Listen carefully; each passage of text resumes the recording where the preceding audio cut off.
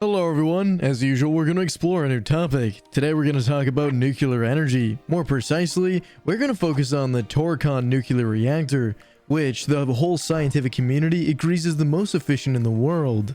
This technology will most likely change our daily life and even our entire management of electricity production. As the need for energy continues to grow, it is critical that a company invests heavily in this research, and that's what Thorcon has done. Find out more about this answer now. Let's get started. The Thorcon reactor just solved the biggest problem that nuclear power generates. Imagine if manufacturing these reactors was simplified so that they could be made in shipyards. It is now possible to believe in nuclear energy without the risk of danger, because Thorcon reactor has the ability to self-shut down, without the help of safety operators. Gone are the days of expensive concrete and steel structures, as these reactors can be built and rebuilt several times. If one of the components fails, it'll be sent back to the shipyard for repair. But how is this possible? Thorcon nuclear reactors use meltdown salt and thorium. They can be manufactured in small molds for easy transportation, so they can be installed for up to 100 kilometers from the coast and provide power to entire cities. And all of this can be done with much lower production cost than coal or gas. In this video, we'll talk about all the possibilities of a nuclear reactor built with molten salt and thorium, and how it has become the best reactor in the world. Don't forget to subscribe to our channel and turn on notifications to stay up to date with our videos. The US company Thorcon has proposed a power plant closely based on molten salt reactor experiment within the 1960s. The company supported the fact that its design required no new technology.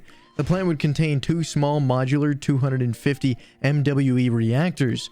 The replaceable reactors must be removed and replaced every 4 years. As molten salt reactors, they are designed to use fuel in liquid form, which also reserves as the primary coolant. Their very design as a Thorcon plant is based on the concept of floating plant that can be designed in the shipyard and then towed to its operating location. It is estimated that one person in India consumes 964 kilowatt hours per year, while in Europe the consumption per person is 6,500 kilowatts annually. In the United States, it's even higher. Each person consumes an average of 13,000 kilowatt hours per year. The world's population will grow inexorably, and its electricity needs to change accordingly. The International Energy Agency estimates that consumption will increase by 30% worldwide by 2040. This increase is equivalent to the consumption of China and India combined. It is due to economic and industrial growth, which requires more and more energy to maintain and develop. The ecological problem that the planet is currently facing is, among other things, due to the production of electricity from coal. This type of production generates emissions for greenhouse gases, carbon dioxide, and nitrous oxide. Its use exacerbates the effects of climate change. Renewable energy alternatives such as wind and solar are still in development and cannot completely replace fossil fuel energy. The U.S. Energy Information Administration has estimated the renewable energy capacity will increase from 18% in 2019 to 22% in 2021. This is a significant increase, but still insignificant to meet global energy demand. In recent years, nuclear power has developed as a relatively quick alternative to migrate to this overgrown demand. What if nuclear power is the fastest alternative to migrating climate change? More and more scientists are interested in this consensus, which is why nuclear technologies have evolved rapidly over the past 10 years. New companies have emerged in the US, China, and Canada that promise to revolutionize nuclear power with new players, such as Thorcon modular reactors that cool down when shut down, without generating major problems. For example, the world's first modular nuclear reactor is the Link model, which is already in operation. Canada Nuclear Laboratories is promising its own modular plant by 2026. These modular reactors promise to be cleaner and more efficient.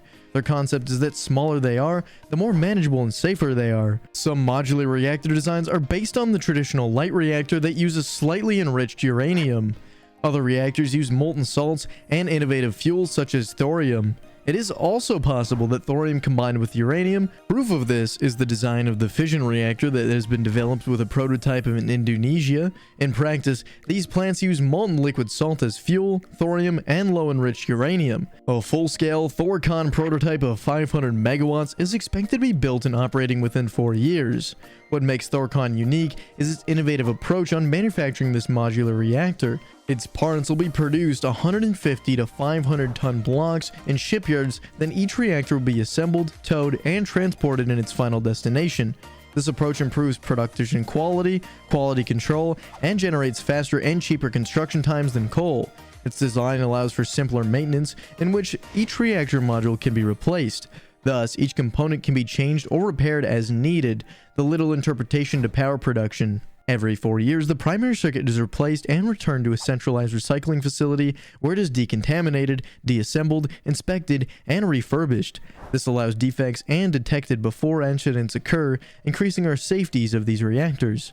Thorcon reactors are built in shipyards and distributed worldwide. Shipyards are one of the few places where huge complex structures such as nuclear reactors can be built. Once a reactor or set of reactors is assembled and towed, it is moved to its final location, placed on the ocean floor, and connected to the local power grid. Thorcon's reactors have the same safety systems as conventional nuclear power plants, with 3 control rods to stop the processes in the event of an incident. Runaway accidents like Chernobyl are impossible in molten salt reactors. For example, one of the major problems that could occur is the fuel would stop circulating. Heat would then build up in the reactor and temperatures could reach 700 degrees Celsius. Since the salt is in a liquid state, it behaves as such, flowing to the bottom. The heat is disputed once the combustion salt has reached the drain tanks. In addition, molten salt has properties that naturally limit excess heat. When molten salts are heated, they expand, and this separates the uranium atoms from one another, reducing so-called fission events. The biggest constraint of nuclear power is the cost, but Thorcon does not have this problem. The safety system in Thorcon reactors are much more affordable than any conventional plant. A conventional reactor uses water to generate steam to maintain its cooling. These containment structures require huge reinforcement concrete walls. Thorcon reactors do not need all this. All the molten salt naturally maintains the temperature and fissure fluctuations. These reactors also use thorium, a material that generates much less radioactivity than enriched uranium. Each reactor requires about 5 kilograms or 20% enriched uranium, 9 kilograms of thorium per day.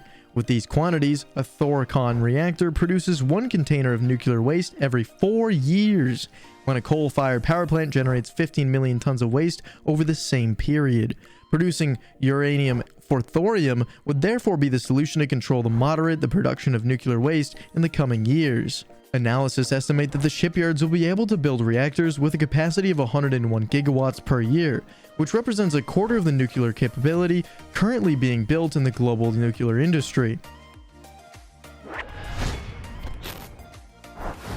And that's it.